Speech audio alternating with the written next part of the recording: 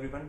तो फ्रेंड्स, ये है हमारा सेकंड वीडियो रिलेशंस का पार्ट 2 आप कह सकते हैं इसे, जिसमें हम टाइप्स ऑफ रिलेशंस के बारे में पढ़ेंगे और जितने भी आपके सिलेबस में रिलेशन मीन्स आपकी एनसीईआरटी बुक में जितने भी हैं मेनली 3 टाइप्स के हैं वही हम डिस्कस करेंगे इस वीडियो में। और लिखने का तरीका आपको मैं सिखाऊंगा कि किस तरह से आपको हर बार लिखना है, क्योंकि लिखने में ही आमतौर पर दिक्कत आती है स्टूडेंट्स को। ठीक है, तो friends without wasting any time we should start now. तो अब क्या करते हैं, सबसे पहला जो है हमारा फर्स्ट टाइप, उसकी तरफ चलते हैं।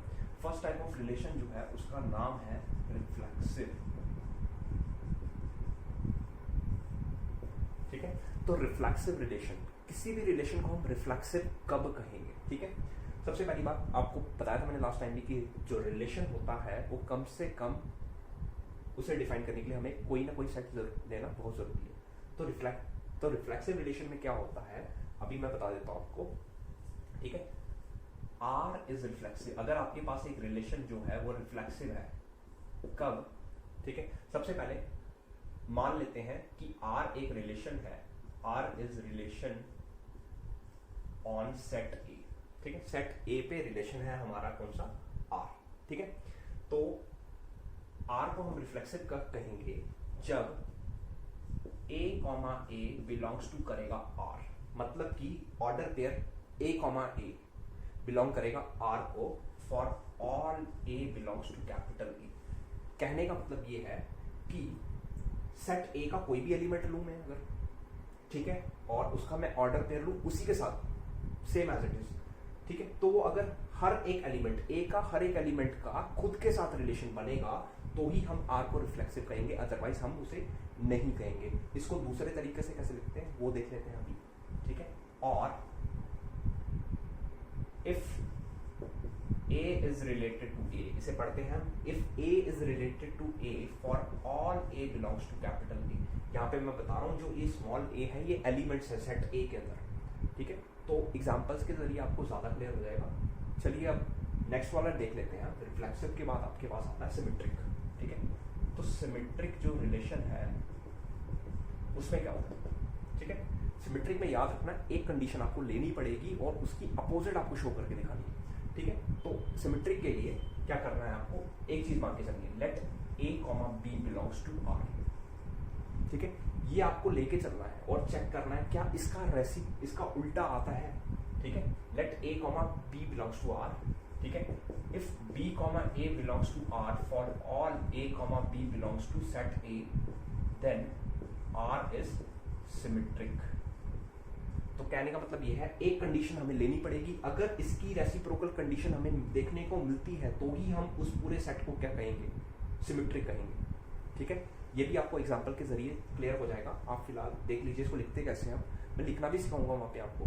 ठीक है, और दूसरे तरीके से क्या लिखते हैं? If A is related to b implies b is related to a for all a comma b belongs to a then r is symmetric।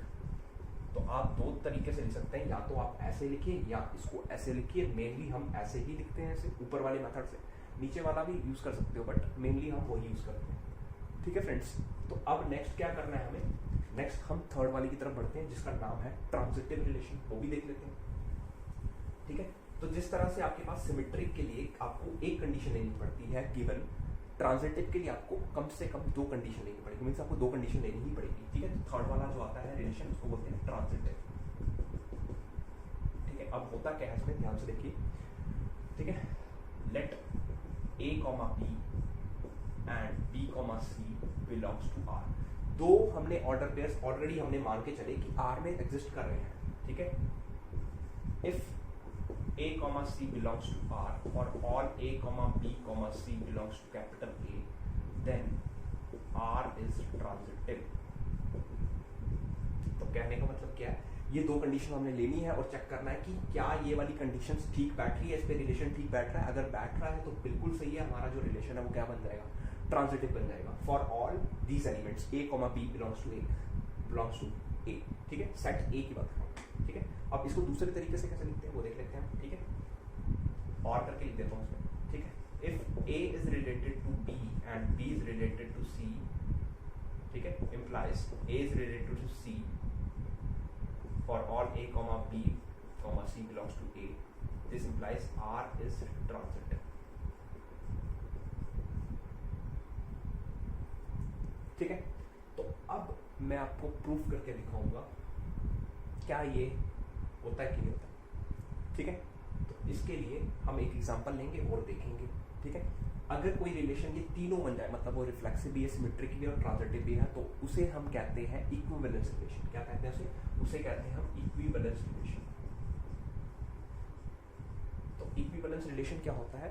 जो रिफ्लेक्सिव भी होगा, जो सिमेट्रिक भी होगा, जो ट्रांजिटिव भी होगा, जो तीनों होगा एट द सेम टाइम, उसको हम ही इक्विवेलेंस रिलेशन कहेंगे। ठीक है, अदरवाइज उसे नहीं कहेंगे। ठीक है, तो फ्रेंड्स आप वीडियो को पॉज करके सब नोट डाउन कर सकते हैं। तो अब हम चलते हैं एग्जाम्पल की तरफ। एक एग्जाम्पल लूंगा मैं, शायद आपकी एनसीईआरटी का ही होगा वो। ठीक है, उसे लेंगे और देखेंगे क्या वो इक्विवेलेंस रिलेशन है कि नहीं है। ठीक है, तो देख लेते हैं उसे। ठीक है,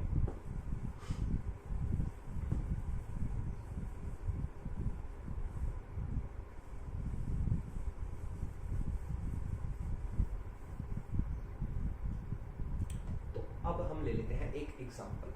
ठीक है, एग्जाम्पल में मैं ले लेता हूं, let R be a relation, ठीक है, on set A। set A भी डिफाइन कर देता हूं मैं, 1 2 3। ठीक है, as R is equals to A comma B। ठीक है, R is equals to A comma B such that modulus of A minus B is even। ठीक है, मतलब कि वही ऑर्डर पेयर्स रिलेशन में आएंगे जिनका सबट्रैक्ट करके अगर मैं मॉडुलस लेता हूँ, मॉडुलस आप जानते हो एब्सोल्यूट वैल्यू कहते हैं, वो इवन आएगा तो ही हम उसे क्या कहेंगे, रिलेशन के अंदर डालेंगे उसी ऑर्डर पे। ठीक है, अब सबसे पहले देख लेते हैं क्या आपका आर इज रिफ्लेक्सिव है कि नहीं है। ठीक है, तो सिंस आप जानते हो किसी भी एलिमेंट को, since a minus a equals to 0, अगर आप यहाँ पे कोई भी एलिमेंट ले लो, 1 माइनस 1 करके देखो 0 आएगा, 2 माइनस 2 करके देख लो 0 आएगा, 3 माइनस 3 करके देख लो 0 आएगा। रिफ्लेक्सिव के लिए आपको खुद के साथ रिलेशन लेना पड़ता है उसी एलिमेंट का।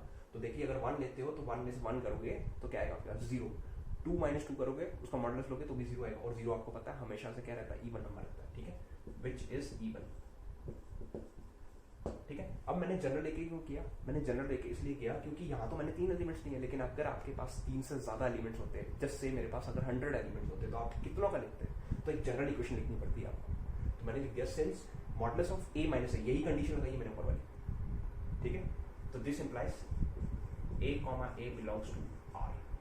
अब ध्यान रखो यहाँ पे रिफ्लेक्सिव में खुद के साथ रिलेशन होता है, आपको दोनों एलिमेंट्स ए ही लेने हैं। रिफ्लेक्सिव के लिए कह रहा हूँ मैं, दोनों एलिमेंट्स आपको ए ही लेने। ठीक है, for all A belongs to capital A।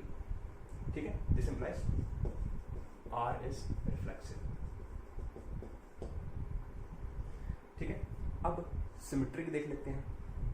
ठीक है, क्या ये सिमेट्रिक है कि नहीं है। ठीक है, अब देख लेते हैं। ठीक है, तो सिमेट्रिक के लिए मैंने आपको कहा था एक कंडीशन ठीक बननी चाहिए। ठीक है, अब देखिए यहाँ पे 1 का 2 के साथ रिलेशन नहीं बन सकता, क्योंकि 1 में से अगर 2 आप माइनस करते हो तो आंसर ऑड आता है ना कि इवन। ठीक है, तो यहाँ पे लिखना है सिंस, अब 1 का किस किस के साथ बन सकता है, 1 का 3 के साथ बनता है। Since modulus of 1 minus 3 equals to 3 minus 1, दोनों में आंसर क्या आता है, हमेशा 2 ही आता है, आता है 2।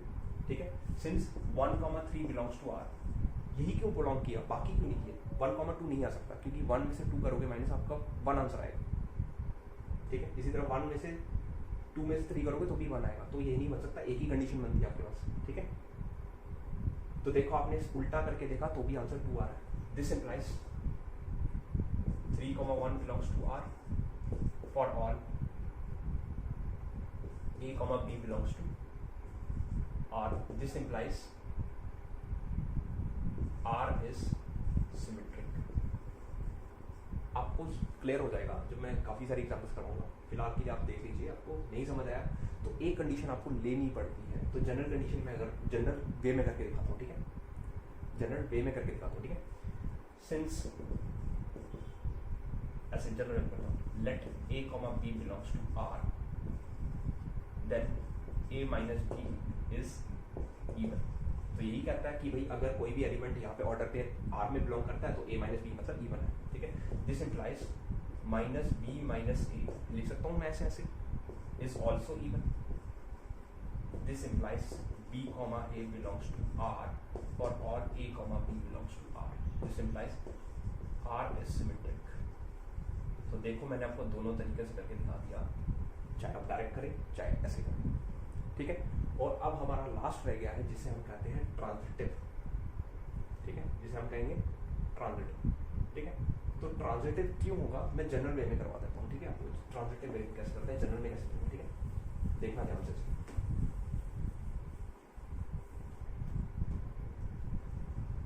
लेट ट्रांजिटिव के लिए बताया था दो कंडीशंस लेनी पड़ती है, A, B and B, C belongs to R, ठीक है। अब रिलेशन हमारा क्या है कि A, B belong to R का मतलब क्या है, this implies A minus B, ठीक है, ये आएगा इसका मतलब। और इसका मतलब क्या है, and B minus C is even, ठीक है। और आप जानते हो दो इवन नंबर्स को जब भी मैं ऐड करूं तो वो हमेशा इवन ही रहता है। This implies A minus B plus B minus C is even, this implies A minus C is even. तो अगर A माइनस C इवन आ रहा है तो उसका मतलब क्या है, A कॉमा C करेगा बिलोंग टू R को for all A comma B comma C belongs to capital A, ठीक है। This implies R is transitive, ठीक है। तो ट्रांजिटिव में क्या करते हैं हम, दो कंडीशंस लेके A कॉमा B और B कॉमा C हम ऑलरेडी मान के चलते हैं कि वो R में आता है, ठीक है। और हमें प्रूव करना होता है A कॉमा C। तो देखिए A कॉमा B और B कॉमा C R को बिलोंग करते थे और हमारा रिलेशन क्या था कि modulus of A minus B, अगर A कॉमा B बिलोंग करता है R को तो modulus of A minus B क्या होगा, even. In the same way B comma C अगर R में बिलोंग कर रहा है तो B माइनस C भी इवन होना चाहिए। तो इवन नंबर्स को ऐड करते हैं तो हमेशा इवन ही रहता है, ठीक है। ऐड किया, यहाँ minus B plus B cancel हो गया तो A माइनस C इवन बन गया हमारे पास। अगर A माइनस C इवन आ रहा है तो that means A comma C R को बिलोंग करेगा। तो R क्या बन गया हमारा, ट्रांजिटिव, ठीक है। अब क्योंकि ये हमारा जो रिलेशन था ये रिफ्लेक्सिव भी था, सिमेट्रिक भी था, ट्रांजिटिव भी था, तो इसलिए हम कह सकते हैं दिस इंप्लाइज दस R is equivalence relation, ठीक है फ्रेंड्स।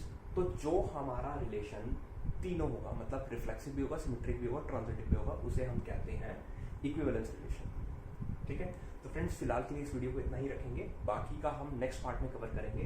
तो अगर आपको वीडियो अच्छा लगा तो प्लीज़ वीडियो को लाइक करें और चैनल को सब्सक्राइब करें, बेल आइकन प्रेस करें और अपने फ्रेंड्स के साथ मैक्सिमम टू मैक्सिमम शेयर कीजिए, क्योंकि अगर आपको कुछ बेनिफिट मिल रहा है तो ज़रूर उन्हें भी मिलना चाहिए, ठीक है, उन्हें भी थोड़ी हेल्प होनी चाहिए।